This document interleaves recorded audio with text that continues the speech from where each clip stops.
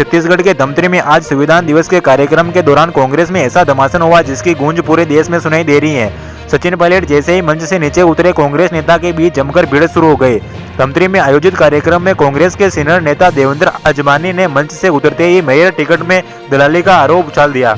अजमानी ने आरोप लगाया कि पार्टी के जिला अध्यक्ष शरद लोहाने के टिकट के बदले पैसों का लेन देन किया, लेकिन सचिन पायलट ने उनकी बात सुनने से इनकार कर दिया। बस फिर क्या था, कैमरे के सामने ही अजमानी और जिला अध्यक्ष आपस में भिड़ गए, एक दूसरे पर बेद आरोप तेज और मामला हाथापाई तक पहुंचते रह गया। वहीं समर्थकों के बीच बचाव करके स्थिति को संभालने की कोशिश भी की। घटना के समय पूर्व मुख्यमंत्री भूपेश बघेल, नेता प्रत्यक्ष चरण दास मेहता और प्रदेश अध्यक्ष दीपक बेज भी मौजूद रहे। उन्होंने कोशिश की, लेकिन माहौल इतना गर्म था कि हंगामा रुकने का नाम ही नहीं ले रहा। 43 साल से कांग्रेस से जुड़े देवेंद्र अजमानी ने आरोप की झंडी लगा दी। उन्होंने कहा कि मैं 43 साल से संगठन में हूं, लेकिन धमतरी में कांग्रेस नेता ने बीजेपी को वॉकआउट दे दिया। मेयर चुनाव में डेमी उम्मीदवार खड़ा न होने के पीछे पूरी दलाली हुई। अजमानी ने साफ साफ कहा कि वे कांग्रेस छोड़कर बीजेपी में शामिल होंगे। उन्होंने अपना अस्तित्व सचिन पायलट को सौंप, लेकिन इसके जवाब में जिला अध्यक्ष शरद लोहाना ने पलटवार किया। उन्होंने कहा कि अजमानी सेन की हैं और बीजेपी के दलाल ये अक्सर उनके कार्यक्रम में दिखाई देते हैं। इसके बड़े हंगामे के बाद कांग्रेस ने तुरंत ही कार्रवाई करते हुए देवेंद्र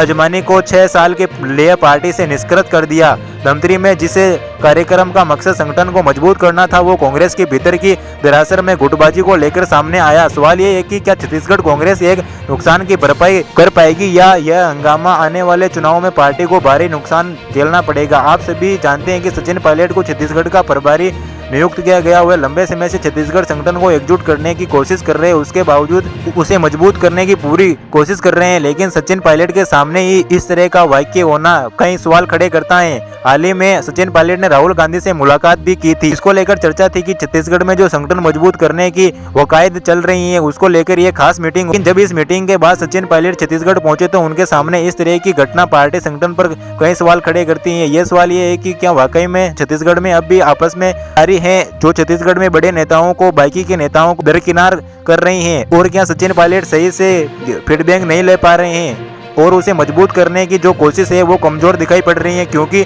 जिस संगठन को मजबूत करने के लिए सचिन पायलट को नियुक्त किया गया था वह संगठन आज बिखरता नजर आ रहा है। सचिन पायलट के सामने ही इस तरह से किसी नेता का बीजेपी में शामिल होने की बात कह रहे हैं, इस्तीफा सौंपना ये भी एक बड़ा राजनीतिक संदेश है।